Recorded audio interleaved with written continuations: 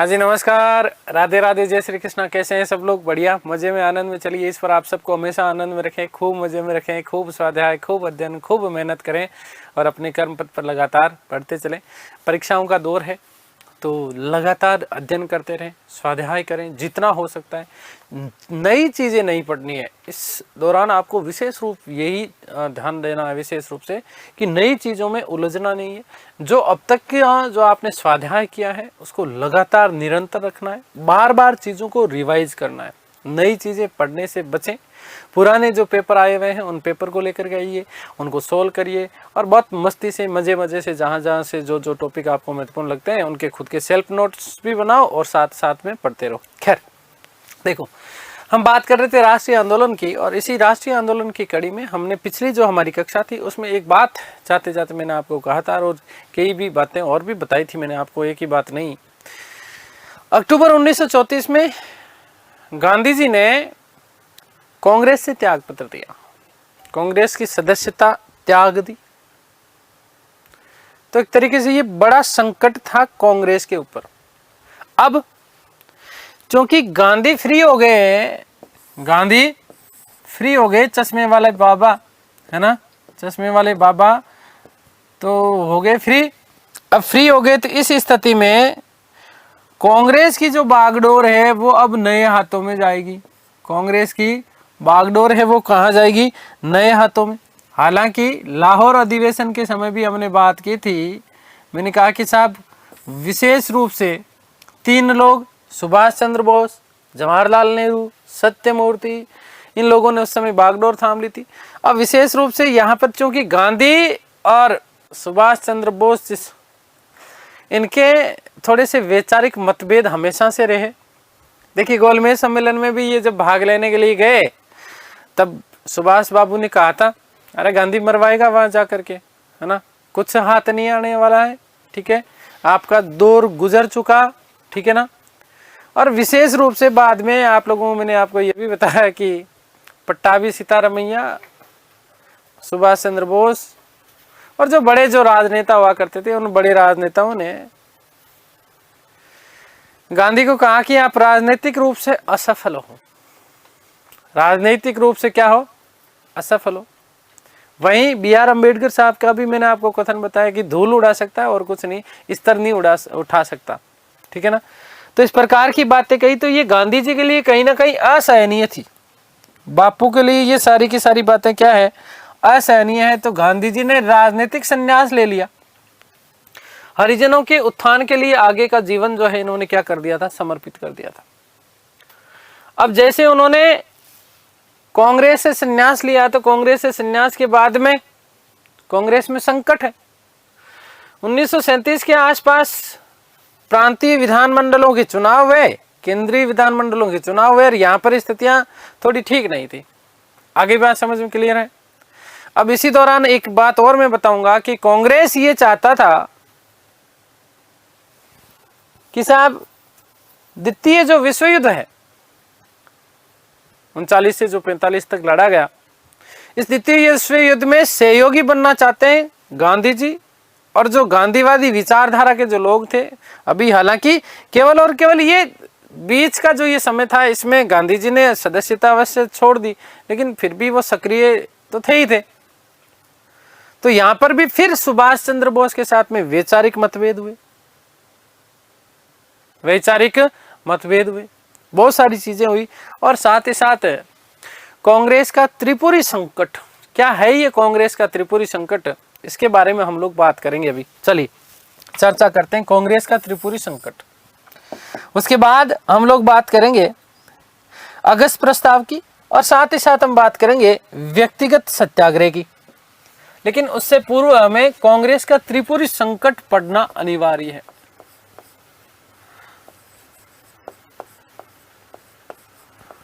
कांग्रेस त्रिपुरी संकट,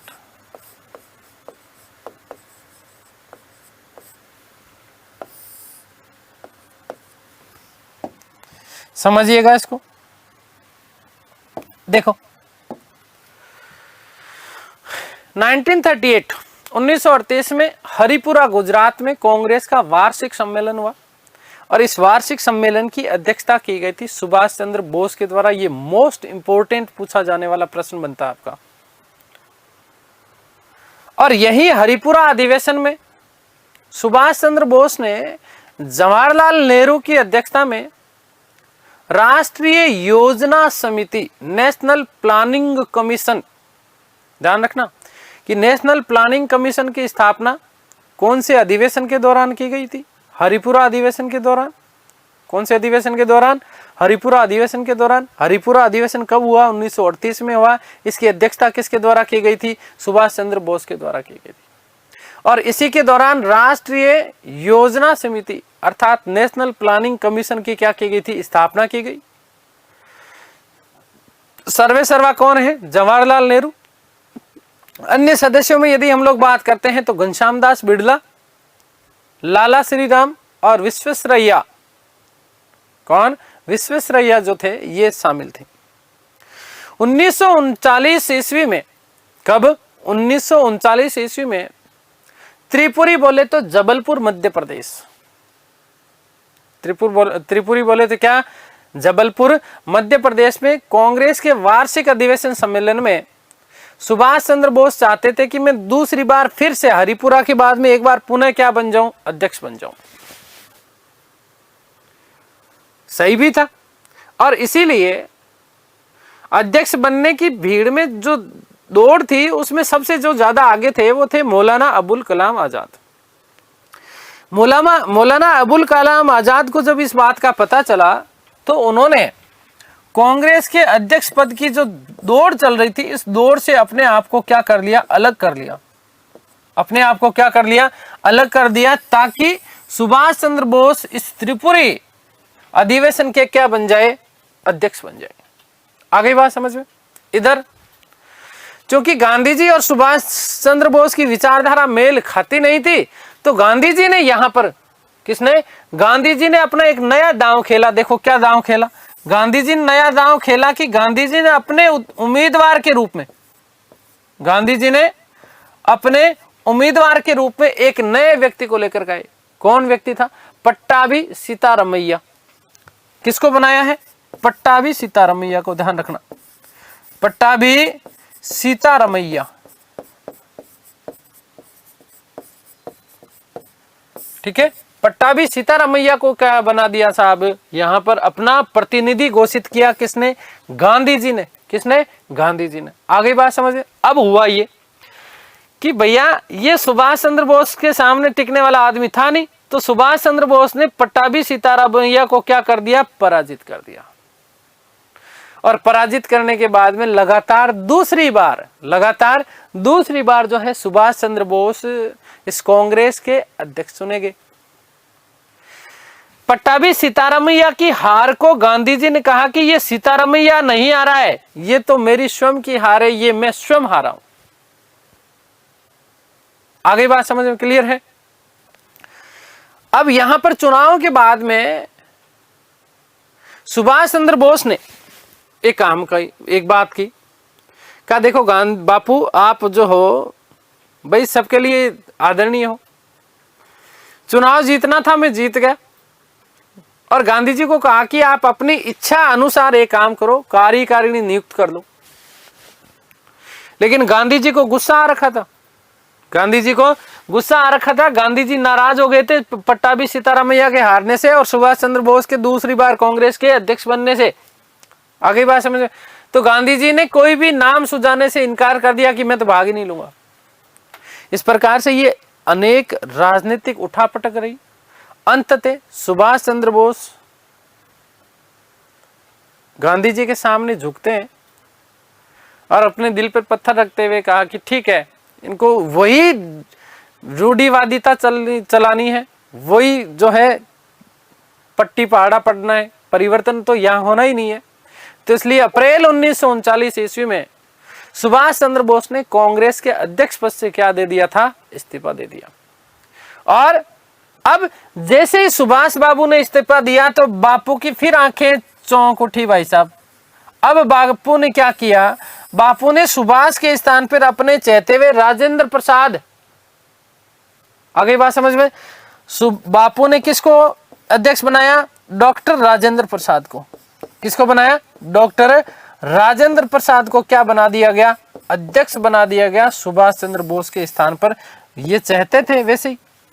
आगे बात समझ में क्लियर है? तो यहीं से ऐसा कहा जाता है कि सुभाष चंद्र बोस अलग हो गए, इस्तीफा वैसे ही दे चुके थे। 3 मई 1939 ईस्वी को। कब? ध्यान रखना कि 3 मई, ये मोस्ट इंपोर्टेंट प्रश्न बनता है आपका। 3/5/1939 सुभाष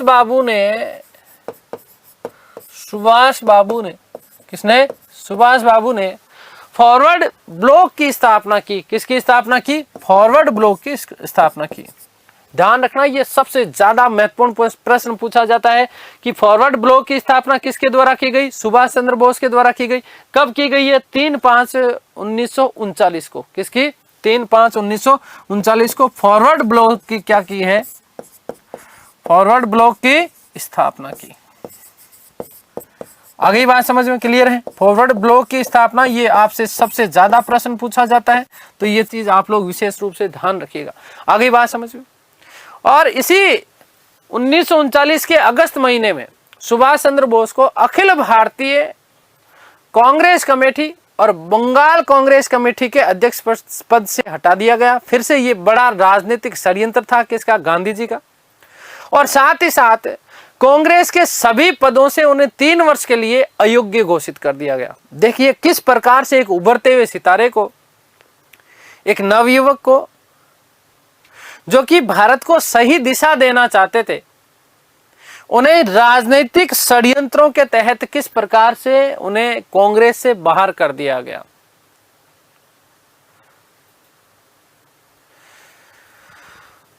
तो सुभाष चंद्र बोस के लिए ये बहुत बड़ा आघात था।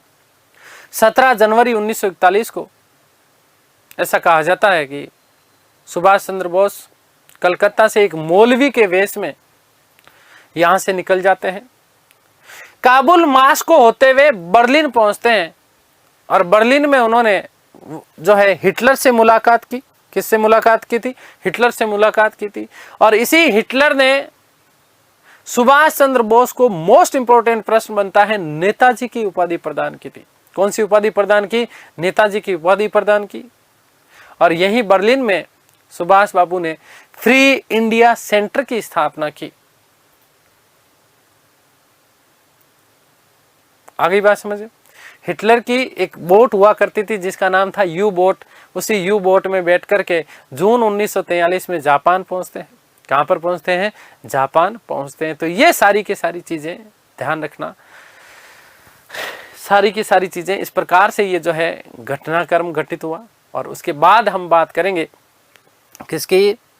जो है अगस्त प्रस्ताव की। एक चीज यहीं पर और सुन लीजिएगा। 1940 में व्यक्तिगत सत्याग्रह की एक तो बात कही गई अगस्त प्रस्ताव के विरोध में। किसके विरोध में? अगस्त प्रस्ताव के विरोध में जो है व्यक्तिगत सत्याग्रह की बात कही गई थी। एक विशेष बात और सुनना है आपको कि इससे पूर्व जब ये विधान परिषद के जो चुनाव थे 1937-38 के दौरान, और उसके बाद 1939 में कांग्रेस ये चाहता था कि द्वितीय विश्व युद्ध प्रारंभ हो चुका है और इस द्वितीय विश्व युद्ध में कांग्रेस का मतलब यहां पर गांधी जी है।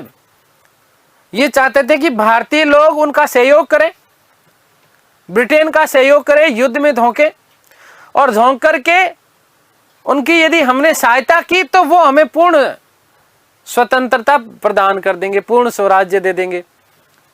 एक तरफ तो हम लोग अहिंसा की बात करते हैं, तो क्या भारतीय लोगों को वहां पर द्वितीय विश्व युद्ध में झोंकने की बात करना, क्या ये हिंसा की बात नहीं थी? क्यों वहां लड्डू बंट रहे थे क्या? है विश्व युद्ध में ऐसे तो है नहीं कि लड्डू पेड़े बंट रहे थे, गुलाब के फूल बंट रहे थे कि लो जी जीमो आप बैठो कि थाली वाली लगाएं आपके लिए। तो क्या ये हिंसा की बात नहीं थी? ब्रिटेन सरकार के सहयोगी बनकर के, किसका? ब्रिटेन सरकार का सहयोगी बनकर के जो है स्वाधीनता प्राप्त करना चाहते थे। उस समय भी सुभाष बाबू ने कहा कि ये हम लोगों की महान मूर्खता है, ये महान भूल है कि यदि इस समय हम उनके सहयोगी बने, इस समय सहयोगी बनने की बजाय उनका विरोध करना चाहिए। और चूंकि वो उधर उलझे हुए हैं तो हमें यहां पर भारत में कुछ नए कार्यक्रम करना चाहिए ताकि इस प्रकार का अवसर वापस नहीं मिलेगा। आप लोग ये जो आप कार्य कर रहे हो कि ब्रिटेन का सहयोगी बने द्वितीय विश्व युद्ध में ताकि वो हमें स्वराज्य के प्रदान करे, तो ये महान भूल होगी, ये महान भूल होगी। तो इस प्रकार से कई जो है चीजें घटनाएं घटित हुई। ठीक है, आगे बात समझ में ध्यान रखना। एक तो विशेष जो महत्वपूर्ण आपका प्रश्न बनता है वो प्रश्न ये बनता है कि फॉरवर्ड ब्लॉक की स्थापना कब की गई थी? तो 3/5/1939 ईस्वी को फॉरवर्ड ब्लॉक की क्या की गई है? स्थापना की गई है।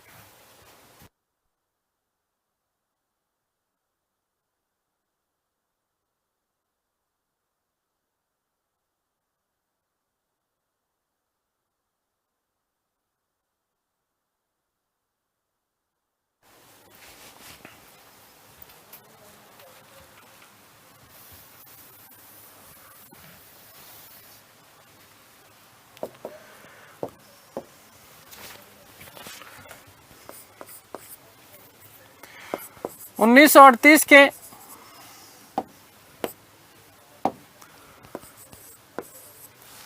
1938 के कांग्रेस हरिपुरा अधिवेशन, हरिपुरा बोले तो गुजरात में है, अधिवेशन की अध्यक्षता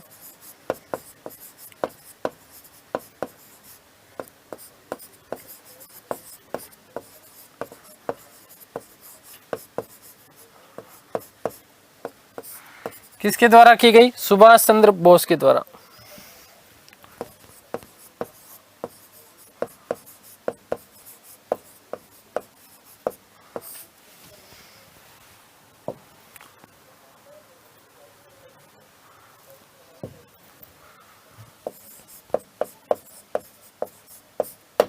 ठीक है,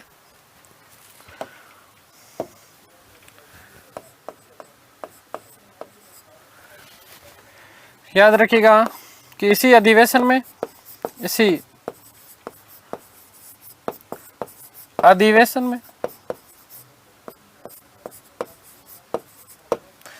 बोस ने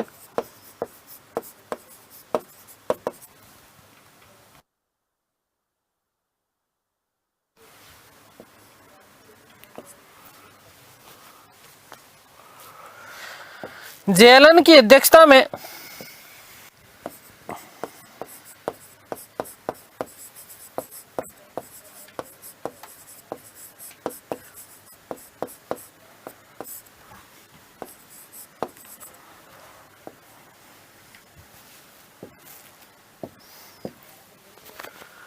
राष्ट्रीय योजना समिति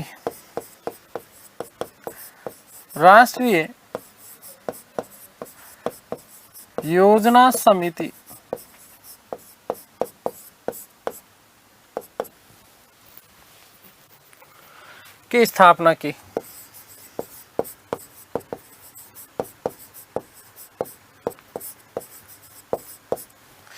इसके यदि अन्य सदस्यों की बात करें, अन्य सदस्य तो ध्यान रखिएगा कि घनश्याम दास बिड़ला,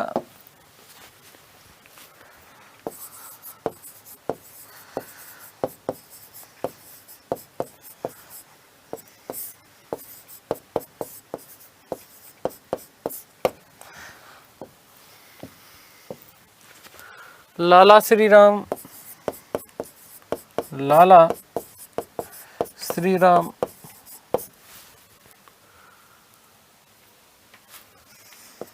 और विश्वेश्वरैया।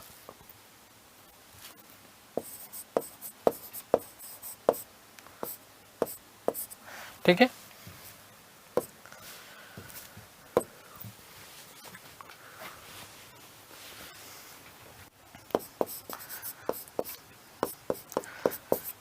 त्रिपुरी अधिवेशन,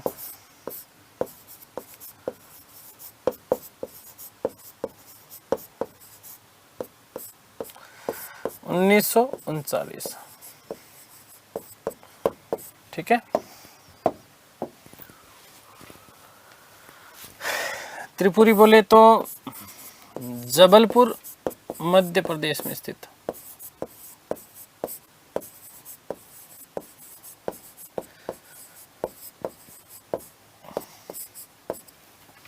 देखिएगा कि सुभाष चंद्र बोस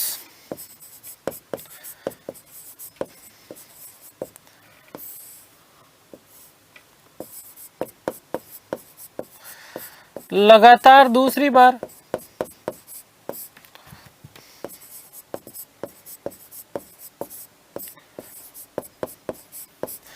अध्यक्ष बनना चाहते थे।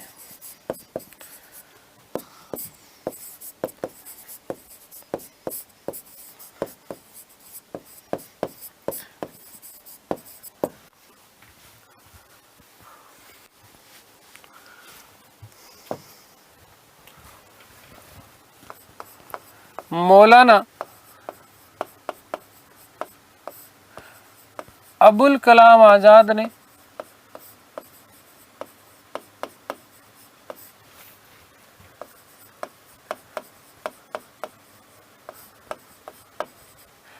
अपना नाम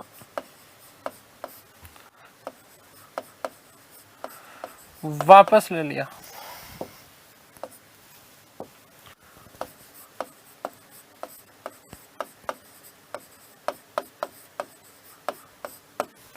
गांधी जी ने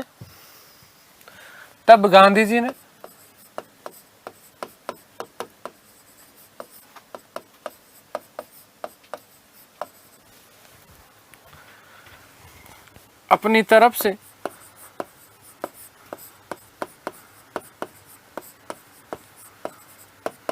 पट्टाभी सीतारामैया को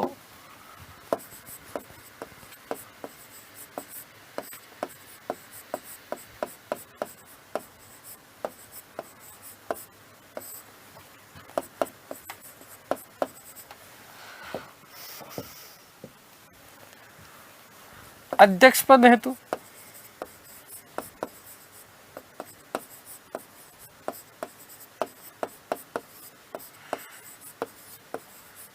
चुनाव में खड़ा किया।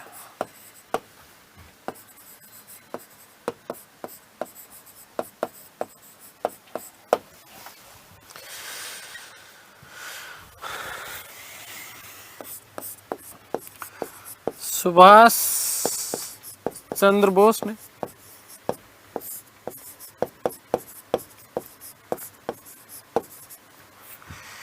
पट्टाभी को पराजित किया।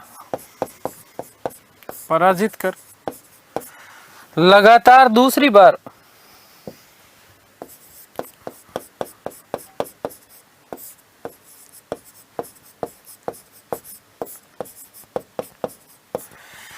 कांग्रेस के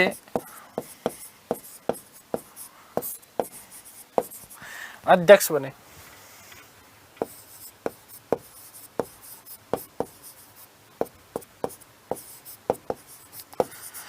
ध्यान देना, नोट लगा रहा हूं, नोट कि गांधी ने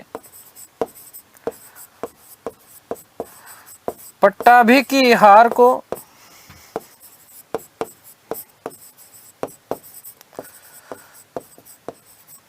अपनी हार बताया।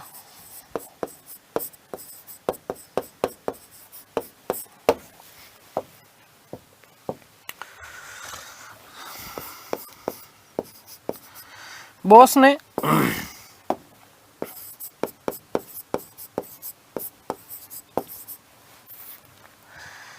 कांग्रेस कार्यकारिणी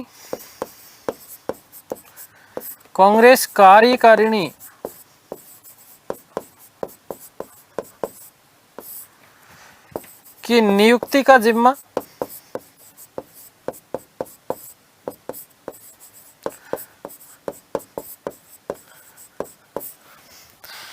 गांधी जी को दिया।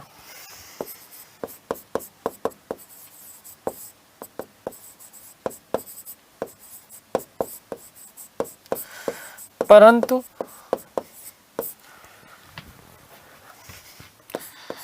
गांधी ने कोई प्रतिक्रिया नहीं दी।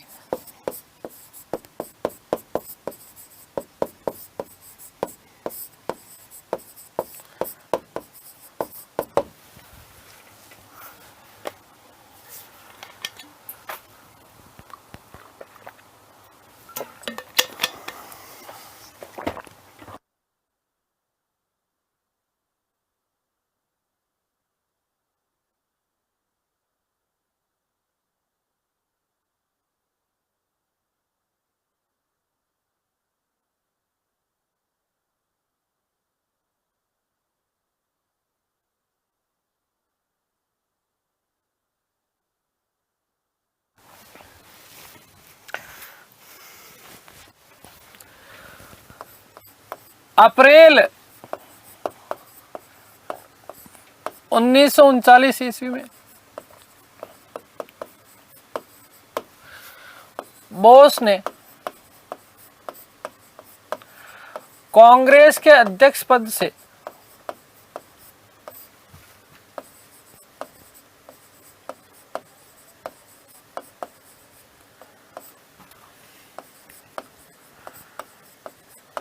इस्तीफा दिया। ठीक है, गांधी जी ने अपने चहेते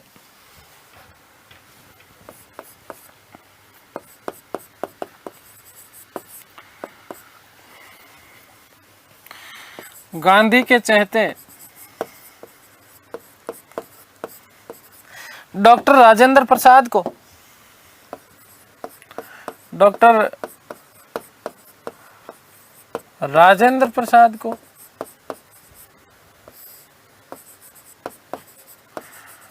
कांग्रेस का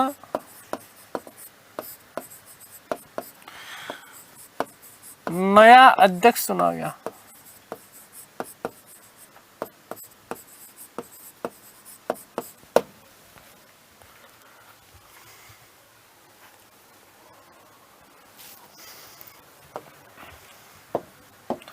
मोस्ट इंपोर्टेंट याद रखना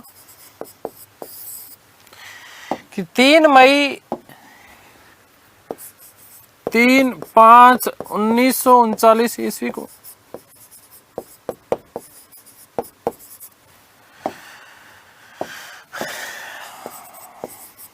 बोस ने फॉरवर्ड ब्लॉक की स्थापना की।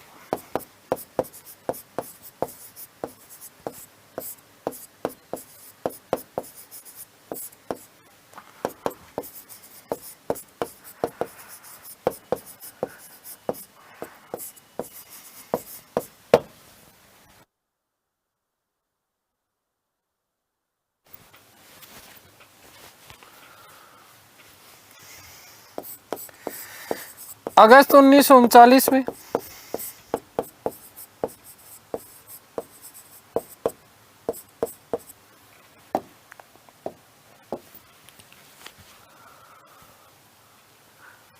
सुभाष चंद्र बोस को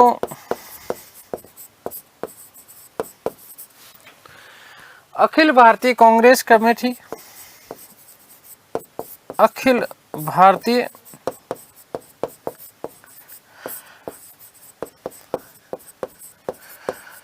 कांग्रेस कमेटी व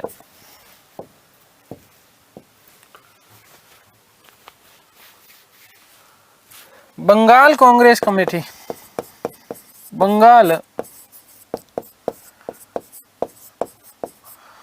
कांग्रेस कमेटी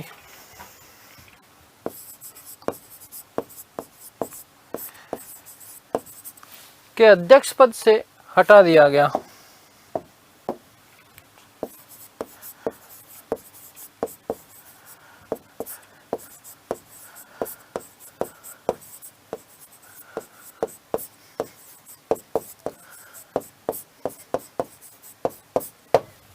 और साथ ही साथ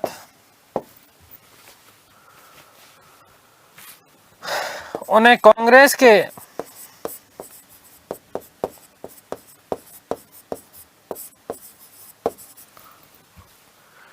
सभी पदों हेतु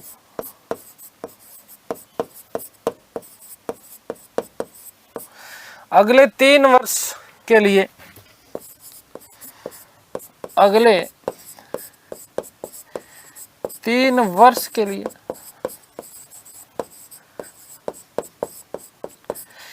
अयोग्य घोषित कर दिया।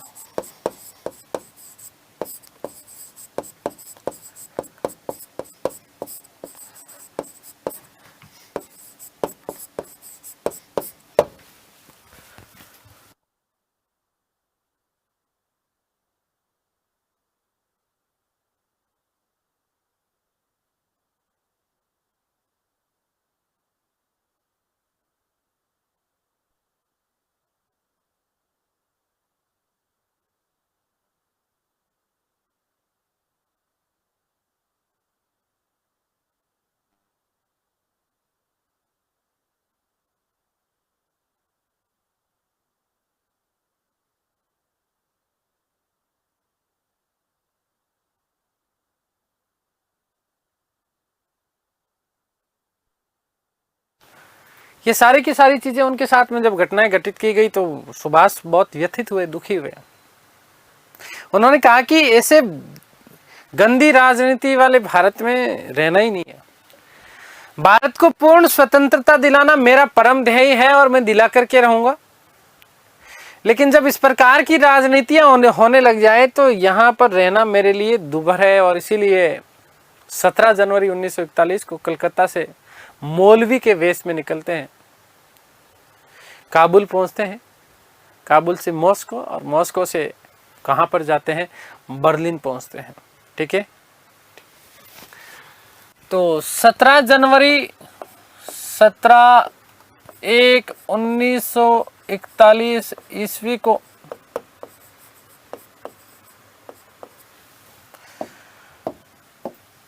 बोस कलकत्ता से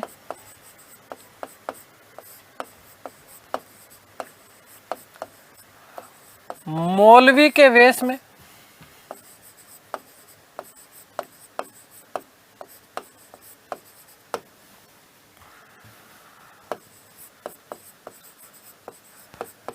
निकलते हैं।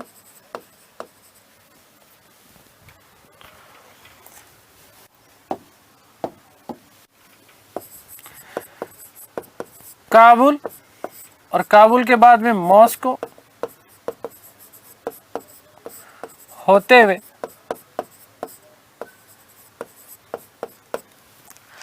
बर्लिन पहुंचे।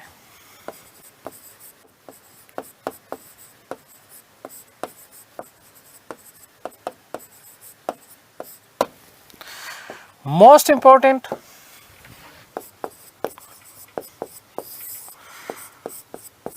बर्लिन में हिटलर से मिले,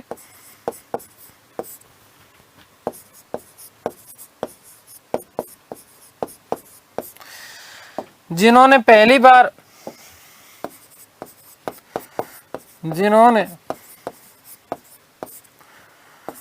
बोस को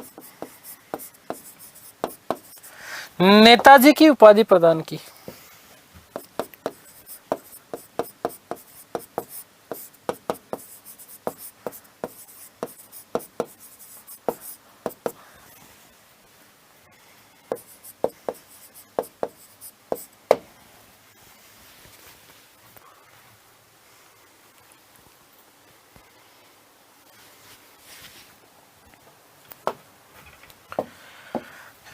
ध्यान रखना कि बर्लिन में ही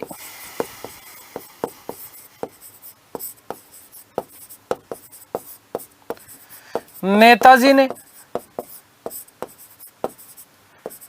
फ्री इंडिया सेंटर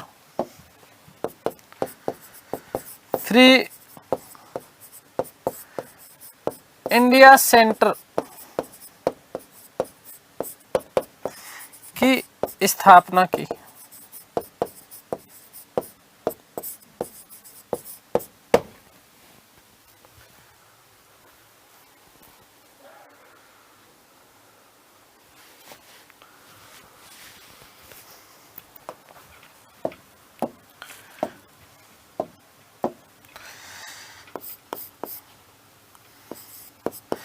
जून 1943 में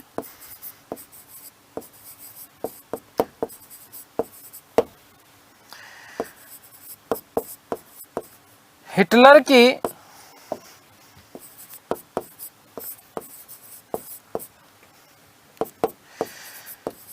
यू बोट में बैठकर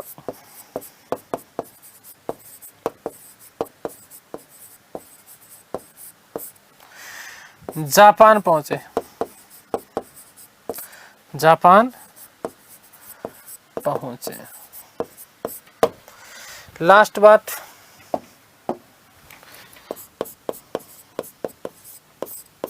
नोट,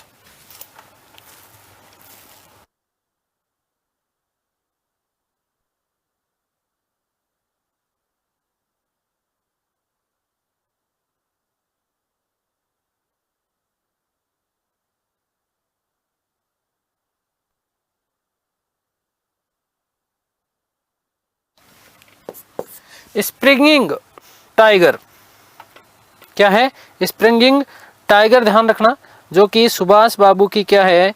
जीवनी है। स्प्रिंगिंग टाइगर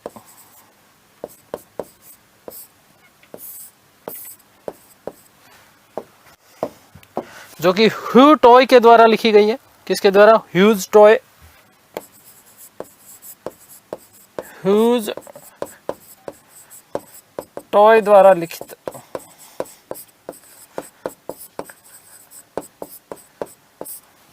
क्या है ये? सुभाष चंद्र बोस की,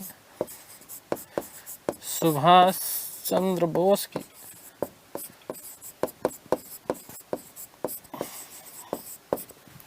जीवनी है।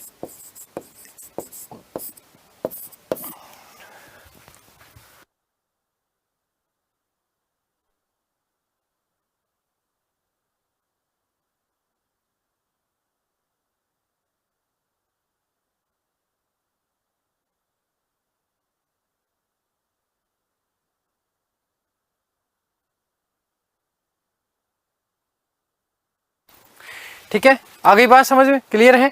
तो ये इस प्रकार से ये पूरी की पूरी राजनीतिक घटनाक्रम है, ये पूरा का पूरा घटनाक्रम चला है। अब इस घटनाक्रम के पीछे सबसे बड़ा कारण यही है। क्या कारण था? मैंने आपको कहा ना कि गांधी चाहते थे कि ब्रिटेन सरकार का एक बार पुनः सहयोगी बने। जो कार्य उन्होंने 1915-16 में किए, वही उन्हीं कार्यों को वापस करना चाह रहे हैं। जब प्रथम विश्व युद्ध में उन्होंने आकर के भारतीय नवयुवकों को ब्रिटिश सेना में भर्ती होने के लिए जागरूक किया, जबरदस्ती उन्हें प्रोत्साहित किया, और इसलिए ब्रिटिश सरकार ने उन्हें केसर हिंद की उपाधि प्रदान की थी। मैंने आपको बताया, लॉर्ड हार्डिंग द्वितीय ने उनको ये उपाधि दिलाई। तो गांधी एक बार पुनः चाहते हैं कि जब ये द्वितीय विश्व युद्ध जब प्रारंभ हुआ, तो इसमें एक बार पुनः जो है भारतीय लोग सक्रिय रूप से भाग लें और ब्रिटिश सेना की तरफ से लड़े। सुभाष ऐसा चाहते नहीं थे। तो एक बहुत बड़ा राजनीतिक षड्यंत्र जिसे हम लोग कह सकते हैं, इस राजनीतिक षड्यंत्र के तहत भारतीय राजनीति का एक अनमोल सितारा, उस अनमोल सितारे को षड्यंत्रों के तहत भारत से बाहर होने पर बाध्य कर दिया गया। आगे बात समझे? बात करते हैं अगस्त प्रस्ताव की।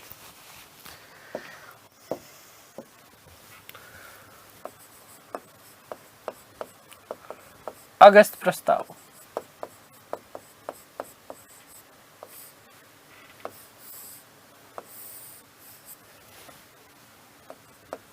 देखिएगा, मार्च 1940 में कांग्रेस का एक अधिवेशन हुआ, वार्षिक अधिवेशन था रामगढ़ बिहार में, और उसमें एक प्रस्ताव पारित किया गया। क्या प्रस्ताव पारित किया गया वो भी सुन लो। उसमें ये प्रस्ताव पारित किया कि यदि ब्रिटिश सरकार केंद्र में एक अंतरिम राष्ट्रीय सरकार का गठन करे, तो कांग्रेस द्वितीय विश्व युद्ध में सरकार का सहयोग कर सकती है। वापिस सुनना, क्या कहा?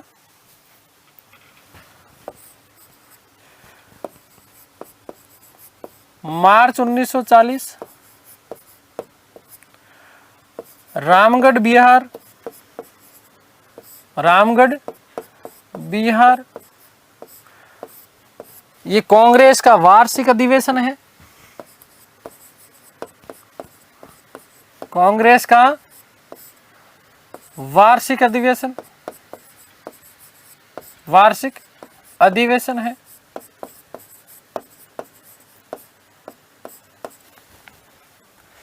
इस वार्षिक अधिवेशन में क्या बात कही गई, ध्यान रखना। एक तो एक चीज और ध्यान रखना कि इस वार्षिक अधिवेशन की जो अध्यक्षता की गई थी वो मौलाना अबुल कलाम आजाद के द्वारा की गई। अध्यक्ष कौन है इसके ध्यान रखना, अध्यक्ष मौलाना अबुल कलाम आजाद, अबुल कलाम आजाद, ठीक है। इसमें प्रस्ताव पारित किया गया है और प्रस्ताव में क्या रखा कि यदि ब्रिटिश सरकार, सुनना, यदि ब्रिटिश सरकार केंद्र में एक अंतरिम सरकार का गठन करती है, अंतरिम सरकार समझते हो, अंतरिम सरकार का मतलब ये होता है कि अस्थायी सरकार, आगे बात समझ, बाद में हम इसको स्थायी कर लेंगे, कांग्रेस ये मानती थी कि यदि ब्रिटिश सरकार केंद्र में एक अंतरिम सरकार का गठन करती है तो इस आधार पर कांग्रेस जो है द्वितीय विश्व युद्ध में सरकार का सहयोग कर सकती है। ये मूल जो ये मसौदा रखा गया ये गांधी जी का रखा गया, गांधी जी द्वारा। अब कहां गई अहिंसा वाली बातें, अब आगे की कहानी सुनो। 7 जुलाई 1940 को कांग्रेस का पुनः प्रस्ताव आया। इस कांग्रेस के पुनः प्रस्ताव में भी ब्रिटिश सरकार को युद्ध में सहयोग करने का प्रस्ताव दोहरा दिया गया। आगे बात समझ में क्लियर है? तो प्रस्ताव क्या रखा कि यदि ब्रिटिश सरकार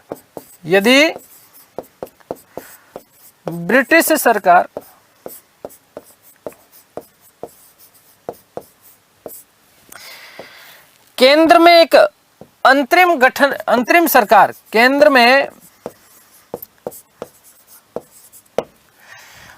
अंतरिम सरकार का गठन करे तो अंतरिम सरकार का गठन करे तो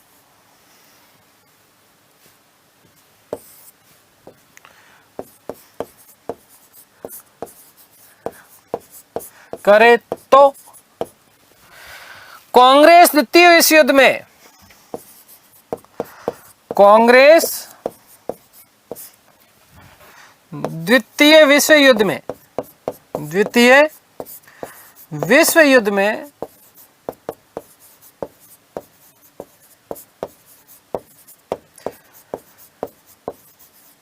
सरकार का सहयोग कर सकती है।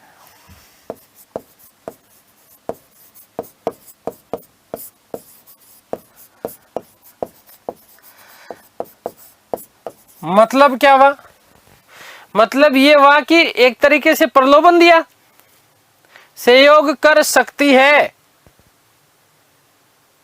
ठीक है। आगे बात समझ में, तो ध्यान नहीं दिया, ब्रिटेन सरकार ने ध्यान ही नहीं दिया कि हाँ ठीक है बकवास करते हैं, ये कर दो, क्योंकि जो मूल व्यक्ति था वो तो चला गया बेचारा, बाहर हो गया कांग्रेस से। सरकार ने ध्यान नहीं दिया तो यार गांधी जी को लगा कि इन्होंने सुना ही नहीं, बेइज्जती वाली बात थी। क्या थी? बेइज्जती वाली बात थी। तो 7 जुलाई 1940 को पुनः प्रस्ताव में भी इस बात को वापस दोहराया गया। 7 जुलाई 1940 कांग्रेस का पुनः प्रस्ताव, कांग्रेस पुनः प्रस्ताव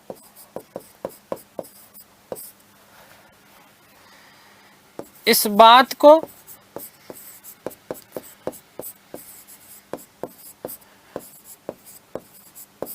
पुनः दोहराया गया।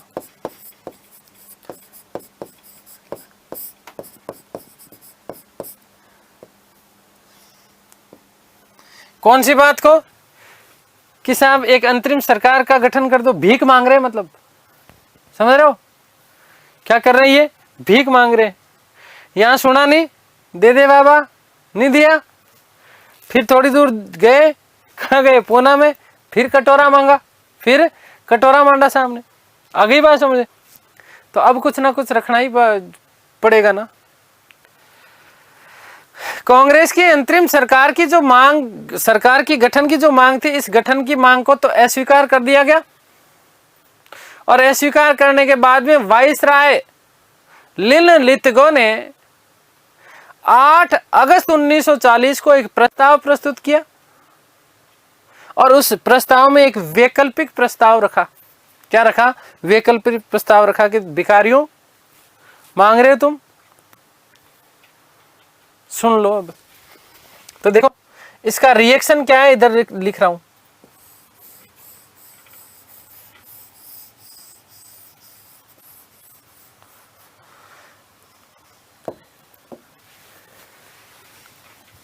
कि अंतरिम सरकार की गठन, अंतरिम सरकार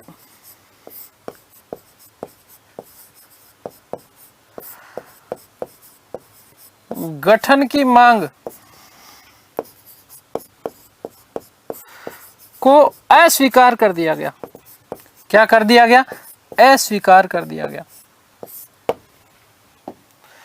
इस स्थान पर 8 अगस्त 1940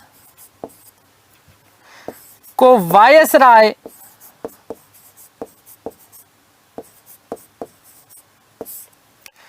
लॉर्ड लिनलिथगो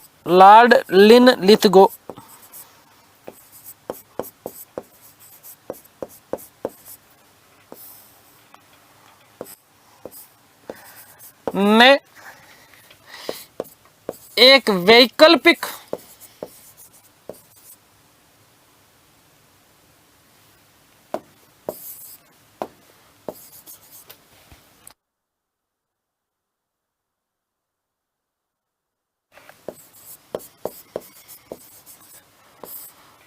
प्रस्ताव रखा।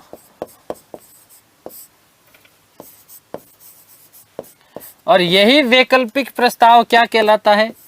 अगस्त प्रस्ताव कहलाता है। क्या कहलाता है ये? अगस्त प्रस्ताव कहलाता है। आ गई बात समझ में?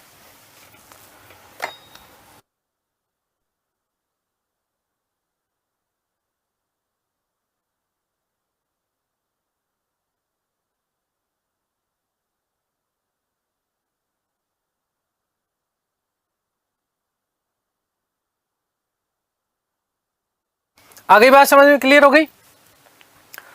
वैकल्पिक प्रस्ताव रखा कि अंतरिम सरकार का गठन हम करेंगे नहीं, लेकिन तुम्हारे सामने एक प्रस्ताव है, मानो तो। क्या प्रस्ताव था वो भी सुनो। तो अगस्त प्रस्ताव में क्या क्या बातें रखी गई? वही वाली बात,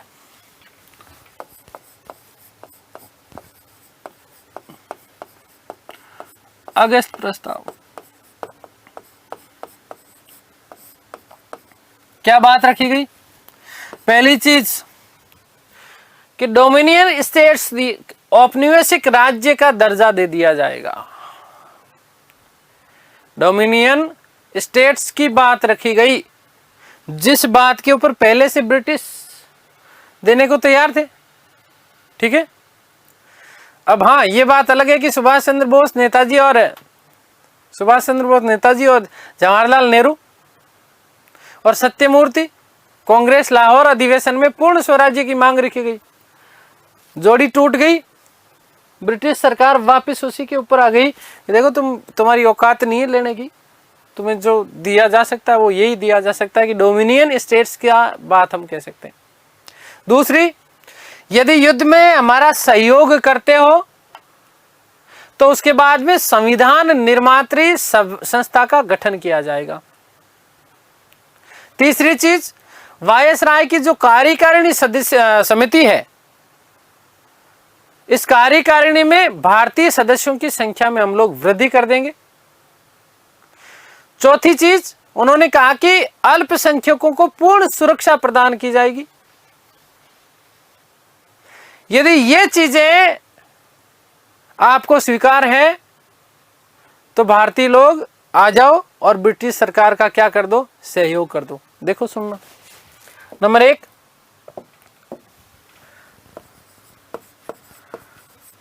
डोमिनियन स्टेट्स का दर्जा दिया जाएगा। ठीक है। नंबर 2 कि युद्ध के बाद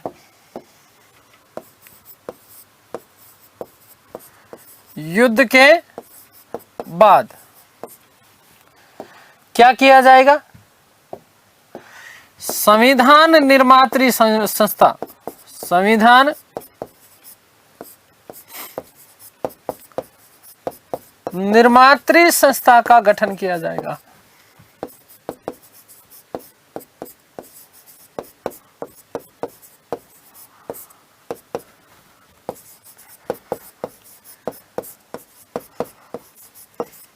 और उसमें अल्पसंख्यकों के हितों का पूर्ण ध्यान रखा जाएगा। अल्पसंख्यकों के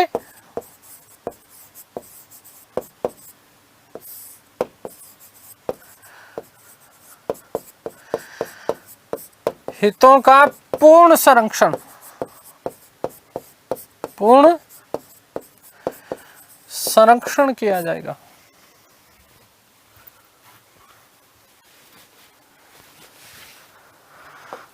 और वायसराय की कार्यकारिणी में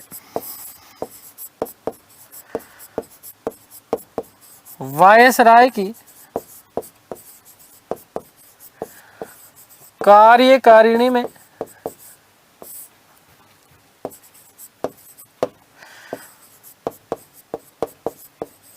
भारतीय सदस्यों की संख्या में वृद्धि की जाएगी।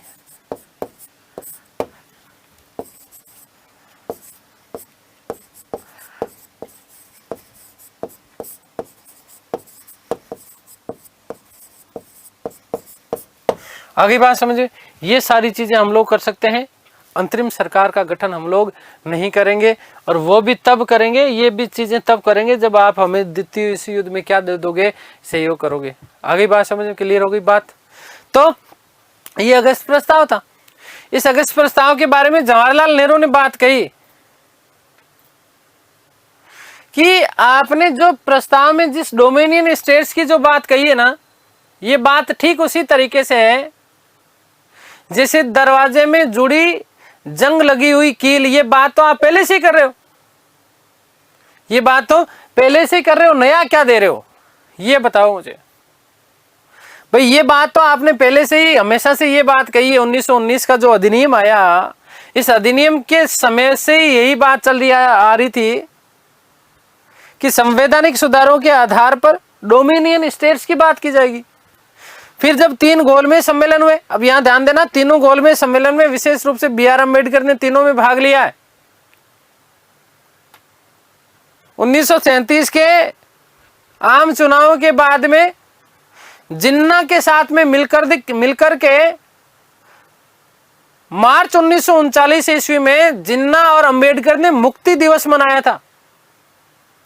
समझ रहे हो आप? तो इन चीजों का भी ध्यान रखना। तो भाई तुम ये चीज तो पहले से ही देते आ रहे हो, नया क्या चीज दिया हमें? नया तो हमें कुछ नहीं मिला। तो नेहरू ने क्या कहा? JLN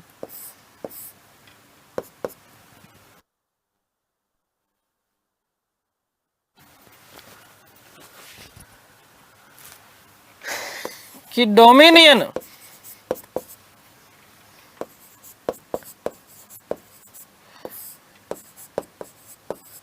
स्टेट्स का प्रस्ताव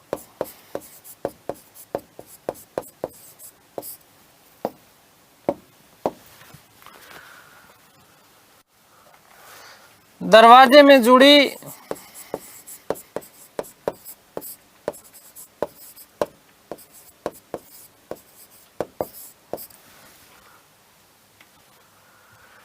जंग लगी कील की तरह है, जंग लगी कील की तरह।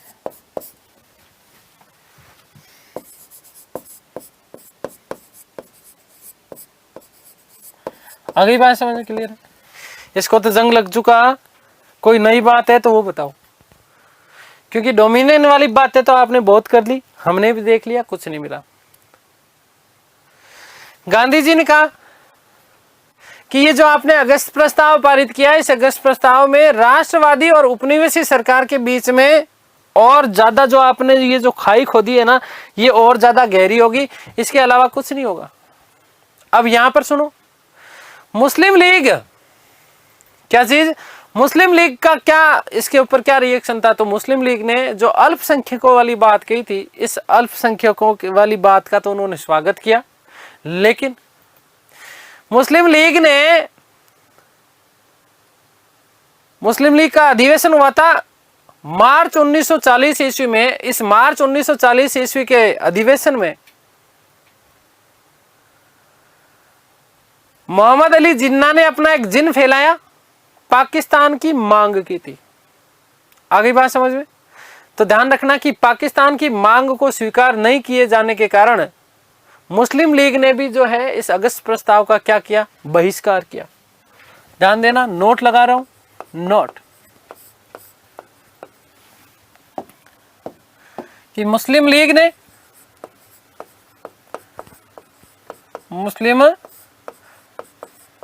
ने अल्पसंख्यक मुद्दे का स्वागत किया।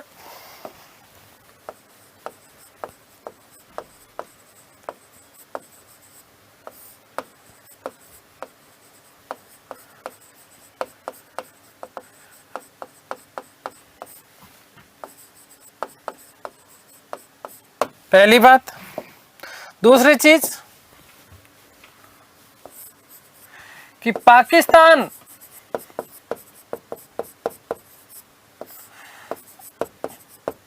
प्रस्ताव को ठुकराए जाने के कारण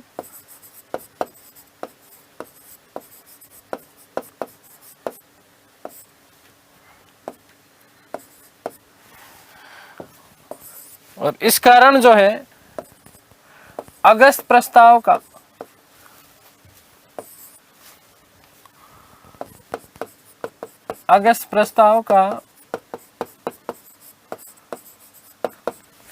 बहिष्कार किया।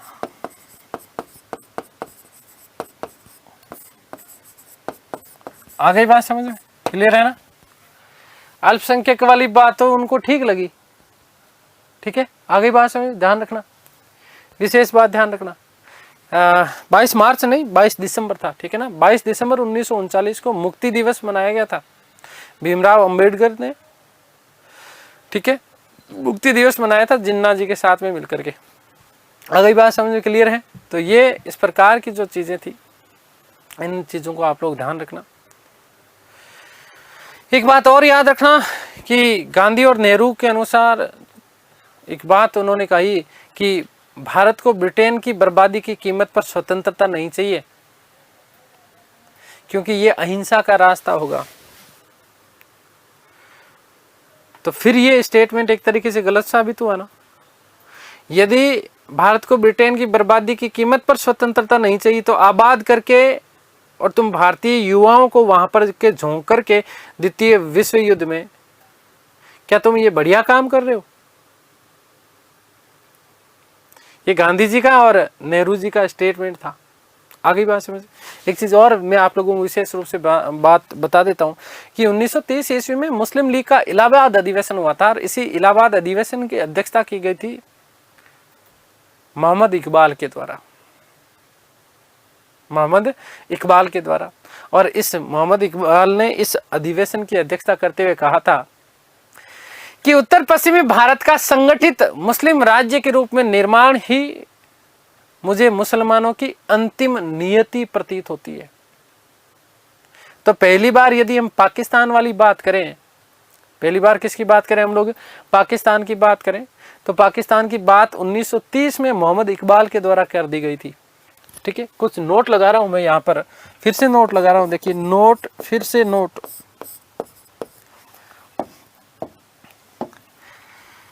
कि 1930 मुस्लिम लीग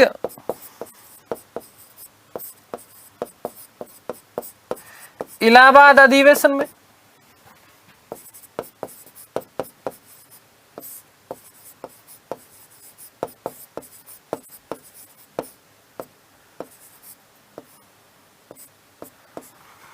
की अध्यक्षता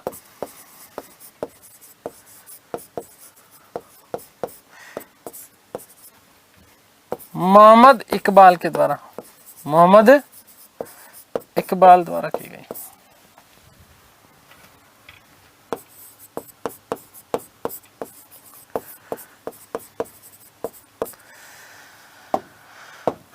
इस दौरान उन्होंने कहा, इस दौरान उन्होंने कहा कि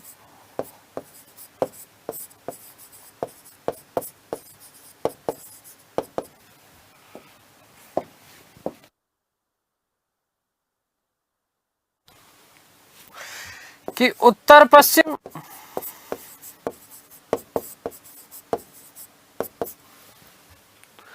भारत का संगठित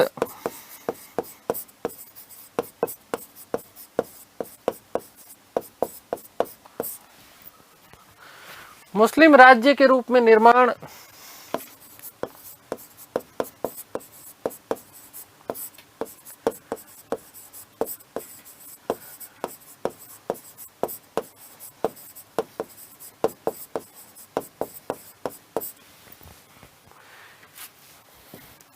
मुस्लिम राज्य के रूप में निर्माण ही मुझे मुसलमानों की अंतिम नियति, मुसलमानों की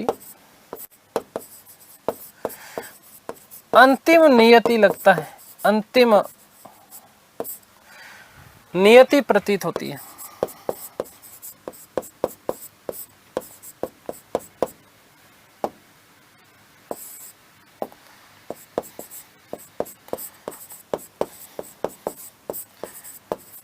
ठीक है, तो एक तरीके से ये पाकिस्तान की अवधारणा तो यहीं से पारित हो गई थी, ठीक है ना। फिर धीरे धीरे चल करके इसको जो है और ज़्यादा तवज्जो मिलती रही। केवल सुनना, ठीक है। 1933 में कैम्ब्रिज इंग्लैंड में पढ़ने वाले एक स्टूडेंट हुआ करते थे जिनका नाम था चौधरी रहमत अली। इस चौधरी रहमत अली ने तीसरे गोलमेज सम्मेलन के दौरान एक पर्चा जारी किया था, और पर्चा जारी करने के बाद में पाकिस्तान के लिए पृथक मुस्लिम राज्य की स्थापना की कल्पना जो थी उसको जन्म दिया था। इस पर्चे का नाम था अभी नहीं तो कभी नहीं। पर्चे का नाम क्या था? अभी नहीं तो कभी नहीं। इसी रहमत अली ने जो प्रस्तावित पाकिस्तान जो था उसमें पंजाब, कश्मीर, सिंध, बलूचिस्तान और उत्तर पश्चिमी जो सीमांत जो प्रांत थे, इन सीमांत प्रांतों को शामिल करने की बात कही थी। किसने? चौधरी रहमत अली ने। ये ध्यान रखना। आ गई बात समझ में? क्लियर है ना? तो ये इस चीज को आप लोग ध्यान रखना। तीसरे गोलमेज सम्मेलन के दौरान ही ये बात कर दी गई। ठीक है, आ गई बात समझ में? उसके बाद में अलीगढ़ योजना तैयार की गई थी। वहां पर पाकिस्तान, बंगाल, हैदराबाद और हिंदुस्तान नामक 4 पृथक राज्यों की स्थापना का सुझाव दिया गया था अलीगढ़ योजना में। कहां पर? अलीगढ़ योजना में। ये केवल मैं आपको बता रहा हूं आपके, क्योंकि राष्ट्रीय आंदोलन में है, हम लोग पढ़ रहे हैं, थोड़ी सी पाकिस्तान की बात आई तो इसलिए मैं आप लोगों को ये बात बता रहा हूँ। 1937 के जो चुनाव लड़े गए थे ना, 1937 के चुनाव में मुस्लिम लीग की बहुत बुरी तरीके से क्या हुई थी? हार हुई थी। मुसलमानों के लिए आरक्षित जो 492 प्रांतीय विधानसभा सीटें थी, उन सीटों में से मुस्लिमों को केवल और केवल 109 सीटों के ऊपर ही जीत मिली थी। और यहीं से जिन्ना ने सांप्रदायिक कार्ड खेलना प्रारंभ किया था। इस जिन्ना ने जिन फैलाया था किसका? पाकिस्तान का। और मुस्लिम लीग ने यहां से एक प्रचार करना प्रारंभ कर दिया था कि कांग्रेस सरकार जो है वो मुसलमानों पर घोर अत्याचार कर रही है। आ गई बात समझ में? क्लियर है ना? तो ये सारी की सारी घटनाक्रम यहां पर चलता है। 23 मार्च 1940 को जिन्ना की अध्यक्षता में मुस्लिम लीग का एक लाहौर अधिवेशन हुआ, और इसी लाहौर अधिवेशन में पहली बार पृथक मुस्लिम राज्य के निर्माण का प्रस्ताव पारित किया गया था। लेकिन ध्यान रखना कि यहां पर पाकिस्तान शब्द का उल्लेख नहीं मिलता है। पाकिस्तान शब्द जो था ये जो है इसी लाहौर प्रस्ताव को भारतीय राष्ट्रीय प्रेस ने जो है पाकिस्तान प्रस्ताव का नाम दिया था। ये बात आप लोगों के लिए विशेष रूप से स्मरणीय हो जाती है, ध्यान रखना। तो ये बात लिख रहा हूं मैं कि 23 मार्च नोट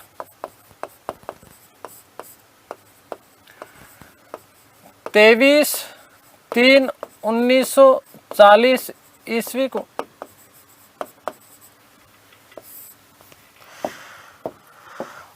मुस्लिम लीग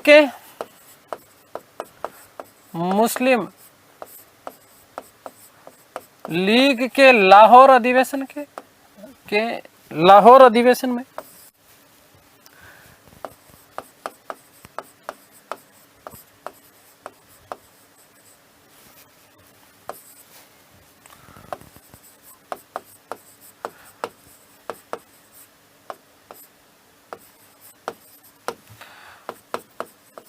मोहम्मद अली जिन्ना ने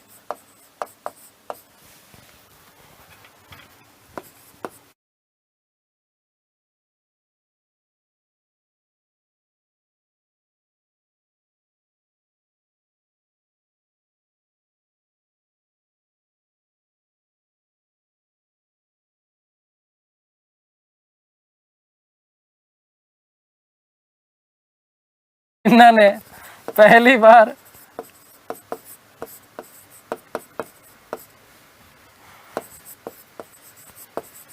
पृथक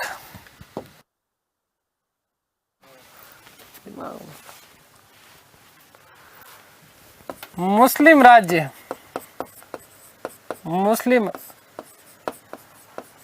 राज्य के निर्माण की बात कही।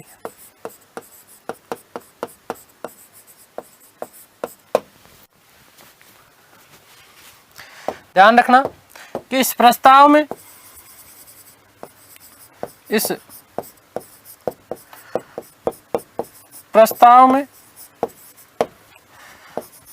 पाकिस्तान शब्द का प्रयोग नहीं किया गया था।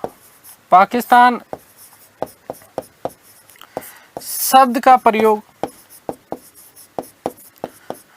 नहीं किया गया।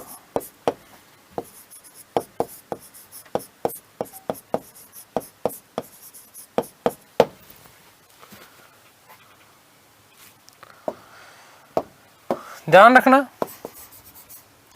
कि भारतीय राष्ट्रीय प्रेस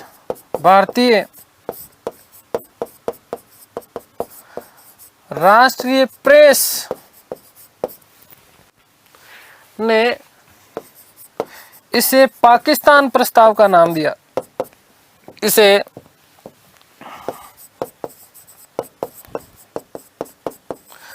पाकिस्तान प्रस्ताव का नाम दिया।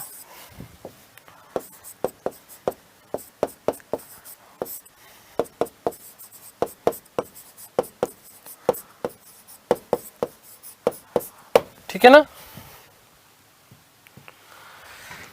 फिर से नोट,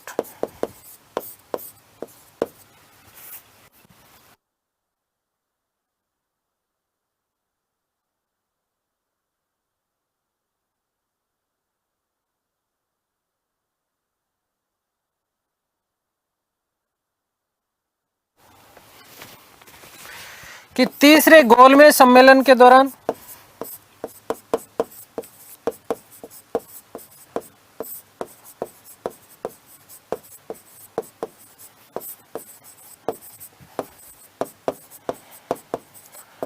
चौधरी रहमत अली ने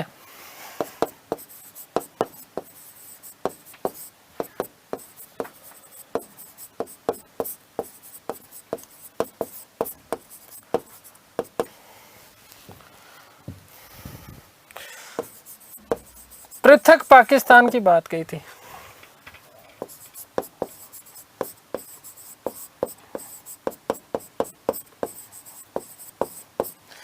एक पर्चा जारी किया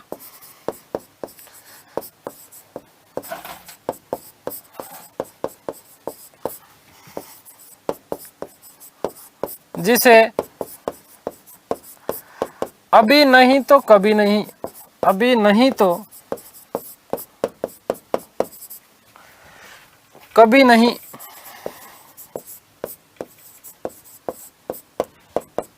इसका नाम दिया।